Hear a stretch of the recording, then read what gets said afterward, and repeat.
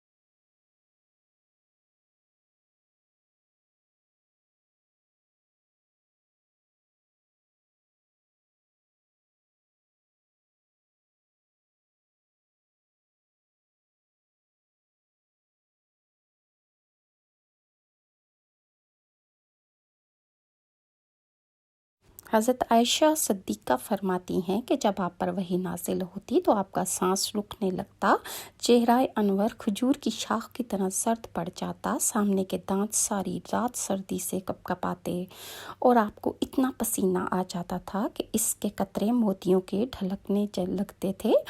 وحی کی اس کیفیت میں بعض اوقات اتنی شدت پیدا ہوتی کہ آپ جس جانور پر سوار ہوتے وہ آپ کا بوجھ نہ اٹھا پاتا اور دب کر زمین پر بیٹھ جاتا۔ اور ایک مرتبہ آپ نے اپنا سر اقدس حضرت زید بن ثابت کے گھٹنے پر زانوں پہ رکھا۔ ایسی حالت میں وحی نازل ہونی شروع ہو گئی۔ اس سے حضرت زید بن حارث کی ران پر اتنا بوجھ پڑا کہ ٹوٹنے لگی۔ بعض اوقات اس وحی کی ہلکی ہلکی آواز دوسروں کو بھی محسوس ہوتی تھی۔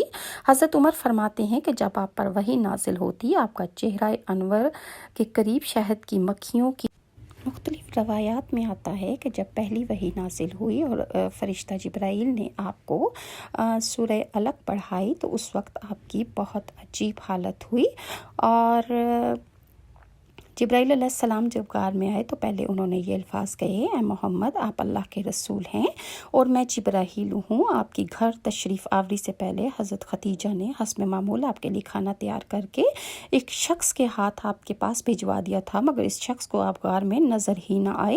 اس شخص نے واپس آ کر یہ بتایا حضرت سیدہ خدیجہ کو کہ آپ وہاں پر موجود نہیں ہیں۔ انہوں نے آپ کی تلاش میں آپ کے عزیز و اقارب کے گھر آدمی بھیجے مگر آپ وہاں بھی نہ ملے، اس لیے حضرت خدیجہ بہت پریشان ہو گئیں۔ وہ بھی اسی پریشانی میں تھی کہ آپ تشریف لے آئے اور آپ نے جو کچھ دیکھا اور سنا اس کی ساری تفصیلات آپ نے حضرت خدیجہ کو آ کر سنا دی۔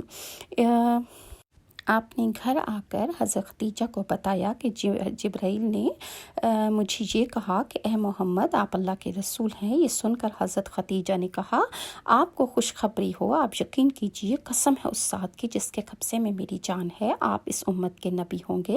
حضرت خدیجہ آپ کو اپنے چچا زاد بھائی ورقہ بن نوفل کے پاس لے گئیں اور غار والا سارا واقعہ انہیں سنایا۔ ورقہ بن نوفل پرانی کتابوں کے عالم تھے، ساری بات سن کر پکار اٹھے، قدوس قدوس کی قسم ہے اس ذات کی جس کے قبضے میں میری جان ہے، خدیجہ اگر تم سچ کہہ رہی ہو تو اس میں شک نہیں، ان کے پاس وہی ناموس اکبر یعنی جبرائیل آئے تھے جو موسیٰ علیہ السلام کے پاس آیا کرتے تھے۔ محمد صلی اللہ علیہ وآلہ وسلم اس امت کے نبی ہیں، یہ اس بات پر یقین کر لے۔ قدوس کا مطلب ہے وہ ذات جو ہر عیب سے پاک ہو۔ اور ورقہ بن نوفل کو جبرائیل کا نام سن کر حیرت اس لیے ہوئی تھی کہ عرب کے دوسرے شہروں میں لوگوں نے یہ نام کبھی نہیں سنا تھا۔ یہ بھی کہا جاتا ہے کہ ورقہ بن نوفل نے آپ کے سر کو بوسہ دیا تھا اور پھر کہا تھا کاش میں اس وقت تک زندہ رہتا جب آپ لوگوں کو اللہ کی دعوت دیں گے، میں آپ کی مدد کرتا اور آپ کے کاموں میں بڑھ چڑھ کر حصہ لیتا۔ کاش میں اس وقت تک زندہ رہوں جب آپ کی قوم آپ کو جھٹلائے گی، آپ کو تکلیف پہنچائے گی، آپ کے ساتھ جنگیں لڑی جائیں گی اور آپ کو یہاں سے نکال دیا جائے گا۔ اگر میں اس وقت تک زندہ رہا تو میں آپ کا ساتھ ہر صورت دوں گا، اللہ کے دین کی حمایت کروں گا۔ آپ یہ سن کر حیران ہوئے اور فرمایا میری قوم مجھے وطن سے کیوں نکال دے گی؟ جواب میں ورقہ نے کہا ہاں اس لیے کہ جو چیز آپ لے کر آئے ہیں اسے لے کر جو بھی آیا اس پر ظلم ڈھائے گئے، اگر میں نے وہ زمانہ پا لیا تو میں ضرور آپ کی مدد کروں گا۔ ورقہ نے حضرت خدیجہ سے کہا کہ تمہارے خاوند بے شک سچے ہیں، در حقیقت یہ باتیں نبوت کی ابتدا ہیں، یہ اس امت کے نبی ہیں، لیکن اس کے کچھ ہی مدت بعد ورقہ بن نوفل کا انتقال ہو گیا اور اس واقعے کے کچھ عرصے بعد ہی ورقہ بن نوفل کا انتقال ہو گیا۔ انہیں مقام حجون پر دفن کیا گیا۔ چونکہ انہوں نے حضور صلی اللہ علیہ وآلہ وسلم کی تصدیق کی تھی، اس لیے نبی کریم صلی اللہ علیہ وآلہ وسلم نے ان کے بارے میں فرمایا میں نے ورقہ کو جنت میں دیکھا ہے، ان کے جسم پر سرخ لباس تھا۔ ورقہ سے ملاقات کے بعد حضور صلی اللہ علیہ وآلہ وسلم گھر تشریف لائے اور اس کے بعد مزید کیا واقعات اور کیا حالات تھے انشاءاللہ میں آپ کے ساتھ نیکسٹ ویڈیو میں شیئر کروں گی۔ اگر ویورز آپ کو میری یہ ویڈیوز اچھی لگتی ہیں تو کائنڈلی لائک اور سبسکرائب ضرور کیجیے۔ نیکسٹ ویڈیو میں انشاءاللہ آپ کے ساتھ شیئر کروں گی کہ تورات، زبور اور انجیل میں حضور صلی اللہ علیہ وآلہ وسلم کی آمد کے بارے میں کیا نشانیاں بتائی گئی تھیں۔